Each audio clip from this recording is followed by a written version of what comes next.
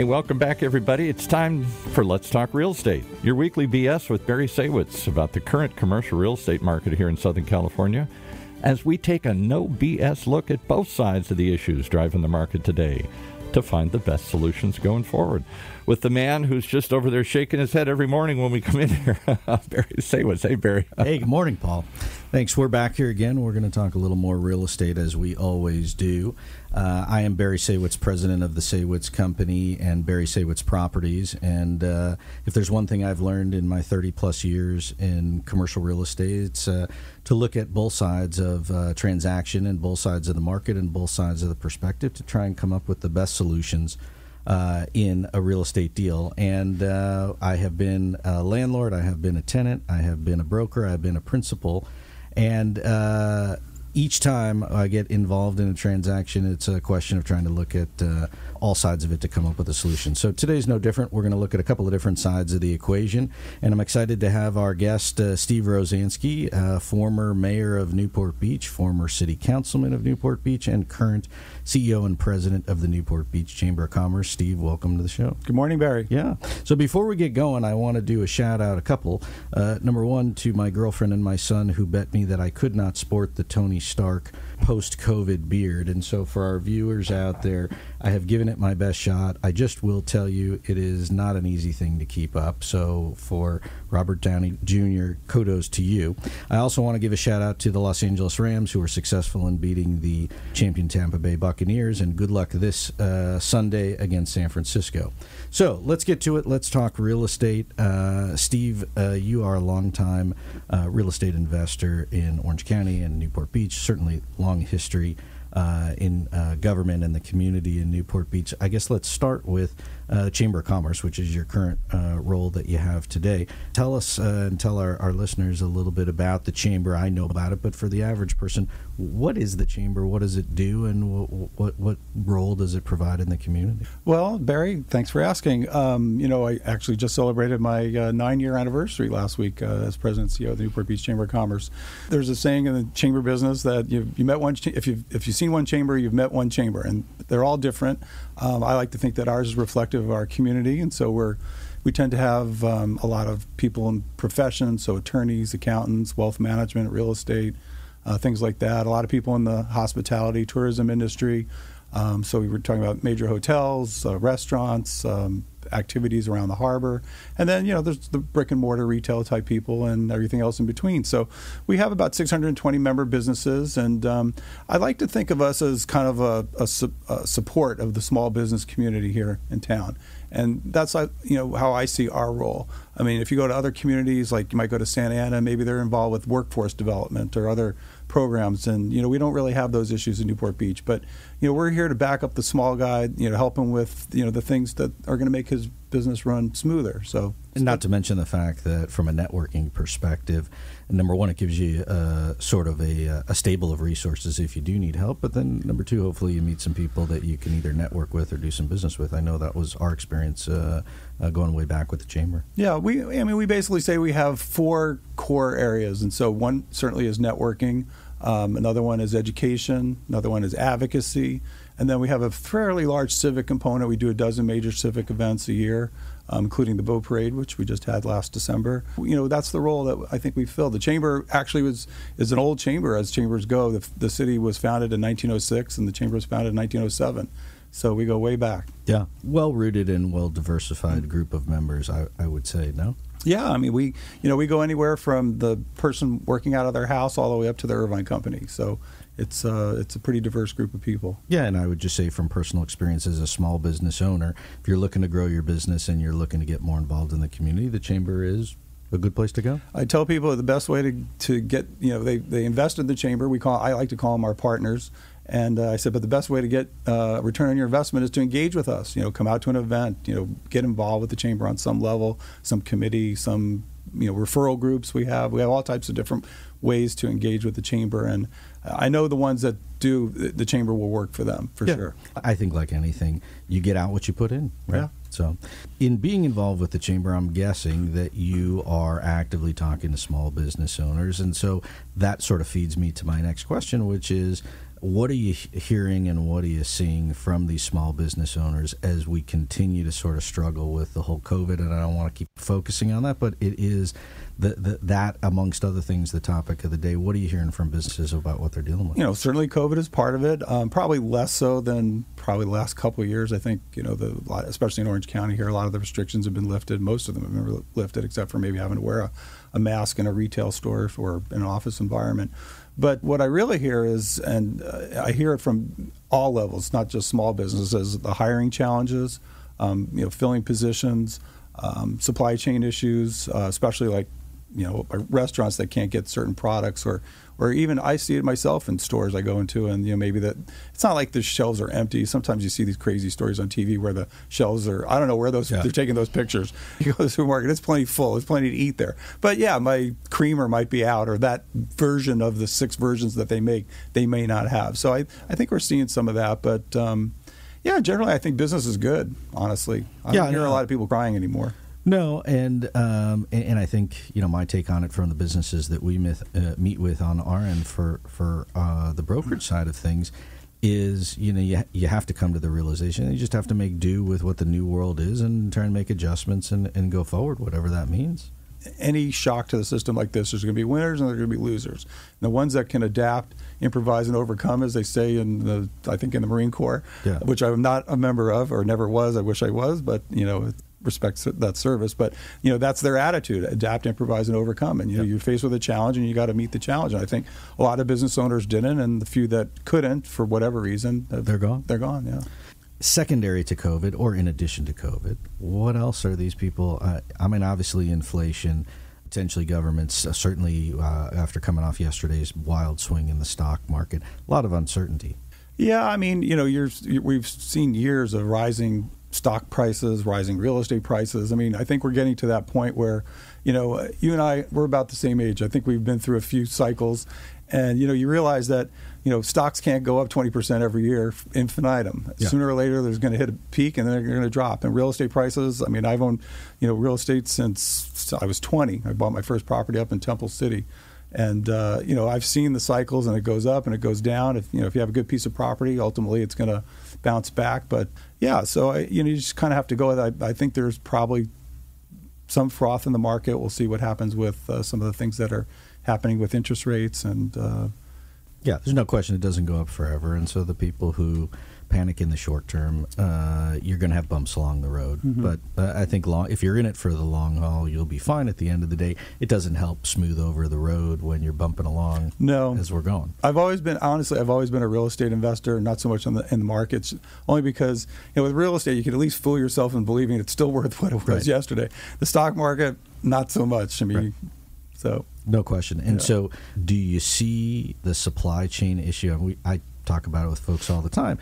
I'm curious your opinion on it. Do you see the supply chain getting better as time goes on, or does it continue to struggle throughout the course of the year? I think it'll get better towards the end of the year.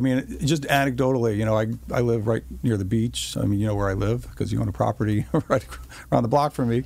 But and we won't say where it is because you don't want anybody showing up at your house. Exactly. Other than me for free food. But I was on the beach on Sunday, and you look out, and a year ago or 6 months ago, literally I could count 40 or 50 ships out there, and now there's 2 or 3. So something's working better. Obviously, they're processing, the cargo containers through the ports. I know the ports are working at record pace, processing a record number of ships and cargo coming through. There's, I think, a lot of pent-up demand. There was a lot of money pumped into the economy by the federal government. So people, they're feeling flush. They weren't taking trips, so they're saving money on that. They're not paying the rent in some cases, so they're saving money on that. And they're buying stuff. They have money saved up, and they're using that money. They're buying things. And so one thing I did learn when I was in business school, supply and demand curves. If demand goes up, the price goes up. So. Yeah. And I think the same thing would apply for real estate or anything else. Although it's interesting, the flip side of it, and I don't know who to believe or what to believe, but I read an article that the reason that there's not that many ships off the coast of Orange County and you can't see them anymore is they're hiding them down by the Mexican border or south of the border, and they're making them wait to come up so that the folks in Southern California would feel better about the fact that they don't see all the ships off the shore. So I don't know who to believe. It's possible. I mean, I've heard that they've started instituting a more like a reservation system, so they can't leave Hong Kong or China until they know they have an appointment 3 weeks later at the port, which makes sense. I mean, it's a better way of managing the stockpile or the backup. But I think realistically, they're bringing in goods as fast as they can. I think part of this supply chain issue is just, the COVID thing.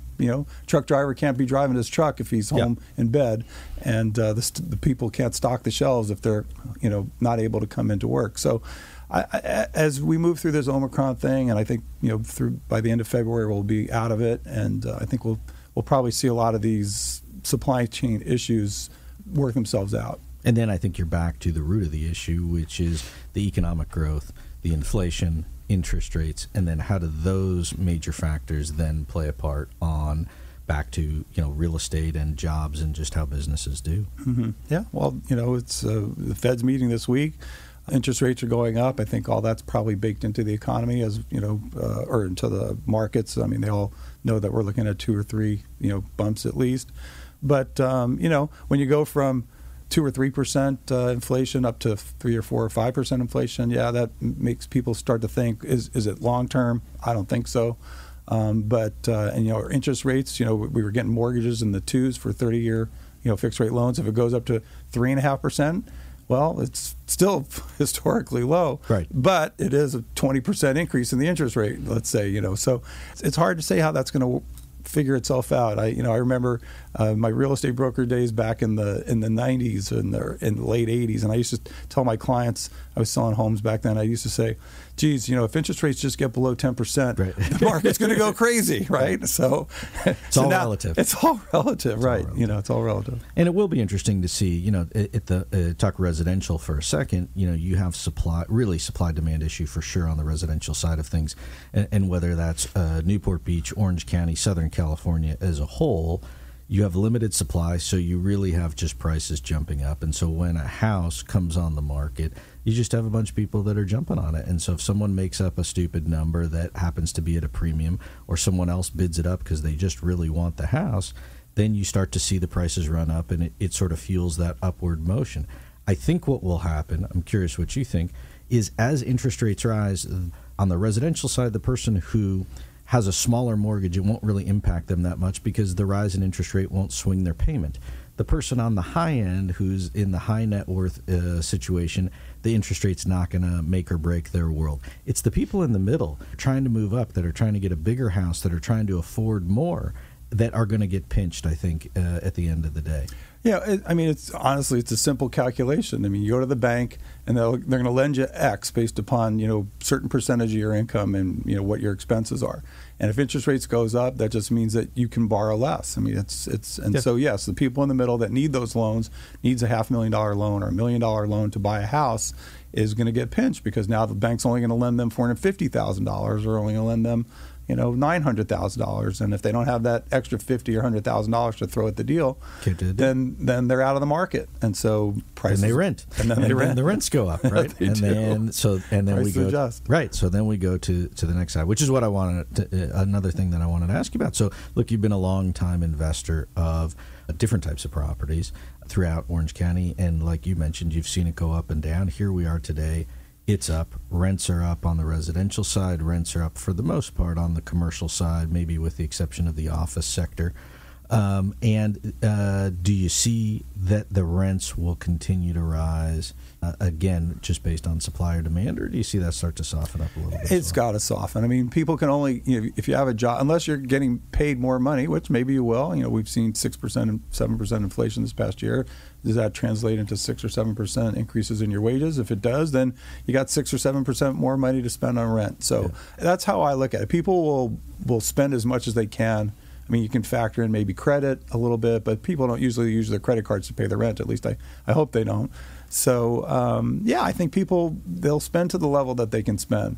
And sometimes they'll spend a little bit more if they feel wealthier or richer. Maybe their stock, portfolio has gone up, their 401k, and they said, wow, I got a lot more money than I thought. Or my home's worth a lot more, so I'll spend more. Because they have a good feeling about themselves and their finances. But, like I said, we've been through it. I've, been involved in the real estate markets and since the 80s, and can't go up forever. Yeah. And we were talking about it before we went on air. I think there's been a lot of movement, certainly since Biden took over, with older generation of people looking to get out of older properties and get rid of the management headache and trade into something different. Either A, to just trade up and get rid of the old property they had, or B, get into something simpler before potentially the tax structure changes, or it's just time. Yeah. And I think that's also fueling the market in terms of activity with exchanges. And you got to remember, too, we sort of live in a little bit of a bubble here in Orange County and Southern California in general. I mean, maybe you know better than I, but if, is the market, and I know prices are going up all over the country, but is it the same, in Idaho as it is here? Maybe I guess there's Californians going to Idaho with all their money and buying homes in Boise, but, it's a little distorted here. I mean, so you kind of have to take those glasses off and really look at, And I think part of it, too, is you have to pay to play. If you want to live in Southern California with the nice weather, with the beaches, you just got to know you're going to pay. It doesn't help the pain or the sting of it. But the people that don't have to be here, they go to Arizona, they go to Colorado, they go to Texas because the cost of living is much cheaper. Mm-hmm. I mean, I was in Florida over the holidays, and gas was like $2.50 a gallon. And then you come here, and, it's $4.50 or $5 a gallon. And it's a big swing. Yeah. And so in terms of I want to talk about a couple of different sectors because we've done this on other shows. Your perception of the office market, because you're dealing at the chamber with a lot of different businesses. Are people really back to work? Are a lot of people still working out of the house or remotely? And how does that play into, in your opinion, the office market going forward? Well, certainly if your parking lot outside is any indication, people are still not back to work because there are not a lot of cars out there. And just anecdotally, again, I drive down the 55 freeway to get to my house, and it used to be if I didn't get off at 22nd Street, I'd be in a mile-long backup, and now you drive right up to the light. So I know people are not out at work like they were. Even in my office building, it used to be I couldn't even go out one exit because there were so many cars coming. You just couldn't turn right. Yeah. And now, sometimes I don't even look left to turn right. So clearly, their workers are not back, especially I think at larger companies, which have big HR departments and policies. Banks or insurance companies or large offices are still I think either not open yet or they're only open for flex time. They'll come in their employees are 1 or 2 days a week. So we're not past that yet. I think as we move through this and this becomes more of an endemic instead of a pandemic, that you'll see these companies bringing their employees back. I mean, clearly it's not going to be the same as it was 2 or 3 years ago.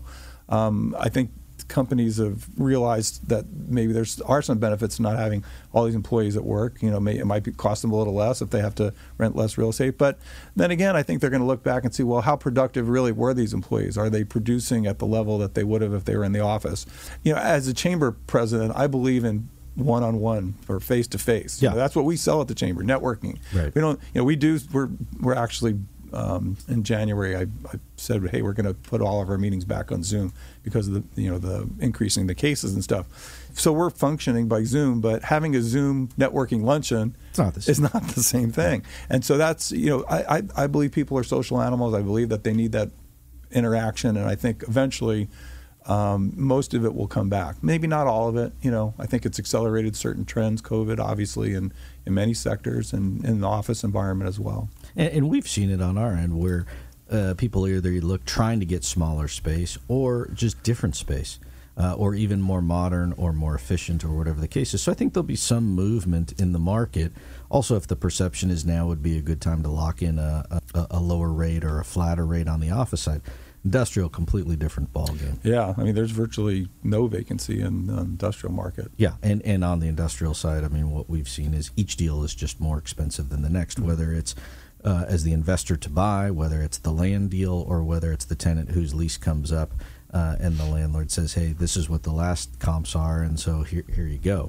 Yeah, I mean, even that area, I mean, and clearly it's probably be not this year, it'll be years before that settles out. But I mean, a lot of that's just driven by this, the Amazons of the world and sucking up all this, and they take huge space, but they're also taking small space because they want to have, these localized distribution centers where they can, have 50,000 square feet and send you, some paper, let's say, for your copier. Yeah. And you can get it, you can order it that morning and Amazon will deliver it in the afternoon. So, they've taken a lot of it. I don't know that, there's traditional, maybe let's say industrial users that are manufacturing things. I mean, I don't know that we're manufacturing any more stuff, so I don't know that they're driving the demand. I think it's more distribution, and even that at some point will have to level off. I mean, once you distributed everything you can distribute, you can't. Well, I think that gets back to the inflation piece too, because if I make widgets and my rent goes up 20, 30, 40, 50%, I have to incorporate that into my pricing, and so my product goes up, and then who pays for it? The consumer? Exactly. Or you just move out of state because you can't make widgets here cheap enough to be able to be competitive in the world market. Or the owner of the business says, I don't want to move out of state because I like it here and I live here, and then you pay and you do. Yeah. Some do. Yeah. We've got a few minutes left. I want to touch on the apartment market a little bit because I know you a long-time investor in the multifamily market, so you have a pretty good feel for what is going on. What is your sense in Orange County of the investment side? Let's start with that and the ridiculous prices that we've seen. It is ridiculous. I was out in the market myself in the last 6 months because I sold another property and I need to reinvest it, and prices are astronomical. I mean, honestly, none of it really makes sense from an economic standpoint unless you're just,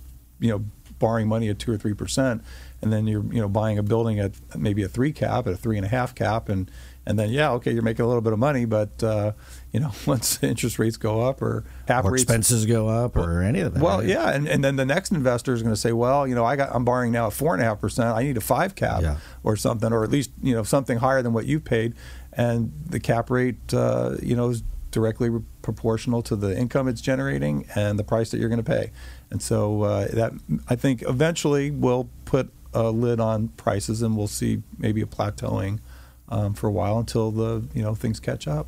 Yeah, I miss the days where you buy an investment property and actually the price is dependent upon the return, and the return is actually dependent upon some methodology that you came up with where there's actually like some reasonable return. Right. Now it's almost that we're almost to the point where it's the greater fool theory. Yes, and I feel like the guy who's buying it either just has money to burn, or is in an exchange, or is trying not to pay the taxes, and so then all the logic goes out the window. And as the broker on the side of the transaction, I just tell the seller whatever I want to tell him, or I take whatever price he thinks it's worth because I want to get the listing. And then I test the market and see if it happens. And then some guy comes along and pays it, and you look like a smart guy. Yeah. There's an interesting thing happening in Newport Beach. We're in the process of doing our redistricting, based on the new census. I was almost floored when I heard that the peninsula, which is virtually the whole peninsula, lost 12% of its residents. The population on the peninsula, the permanent population on the peninsula is 12% less than it was 10 years ago, if you could believe it. Because of all the rental properties. All the investors coming in and buying up the rentals and trying to do VRBO or Airbnb or whatever they're doing, the short-term lodging. And so clearly they've pushed out even wealthy people who could afford to buy a home there. Investors can pay even more. But once those cap rates and things change and inflation and all that stuff works itself out, I think you'll see most of those people move out of that market, especially as it gets saturated, and actually now that the city's put a lid on short-term lodging permits, you can't even get one anymore. Yeah. So it's, and maybe those properties will become more valuable because they have a permit. So there's so many variables. It's you really need a crystal ball because it's hard to. Yeah, on the one hand, I'd love to see all my properties that I own go up forever. On the other hand, I'd like to see some other people struggle, so maybe I can make a good deal. Exactly. Right? So it's a toss-up. Well, look, final question I want to ask you is, so what do you think for 2022? Is there one thing for our viewers and our listeners to keep an eye on that you think will really be the determining factor moving forward in the economy? Will it be supply chain? Will it be inflation? Will it be government? COVID, any of the above? Well, we really didn't even talk about government. I mean, obviously government's a huge issue for small business. I mean, yesterday at our board meeting, presented this new AB 1400 that's going to be voted on by the state legislature.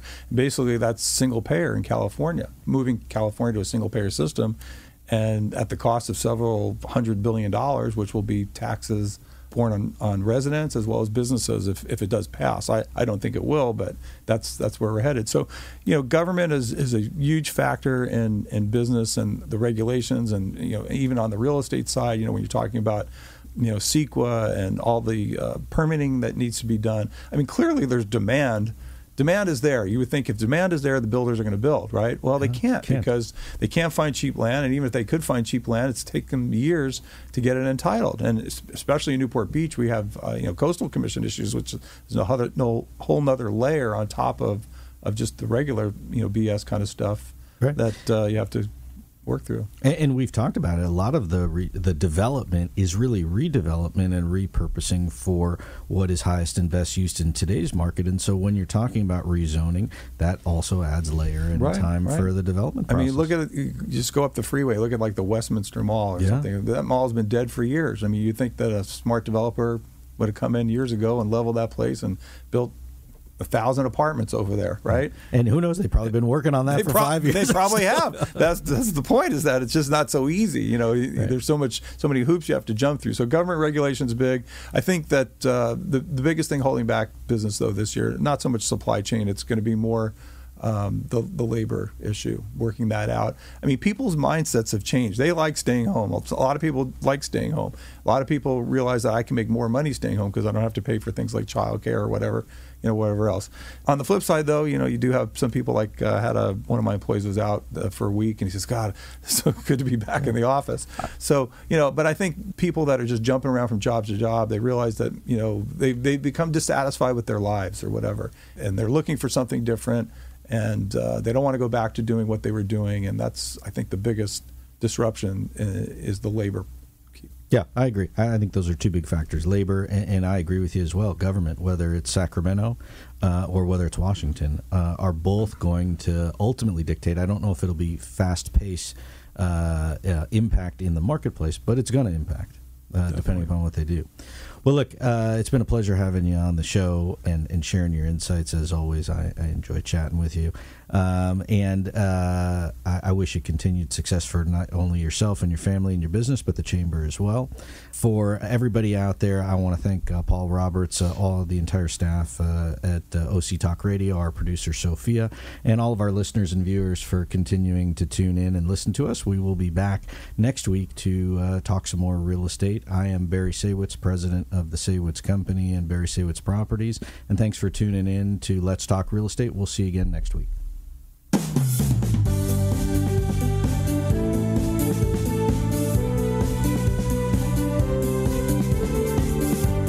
Well, there you have it. You've been listening to Let's Talk Real Estate, your weekly BS with Barry Saywitz about the current state of the real commercial real estate market right here in Southern California.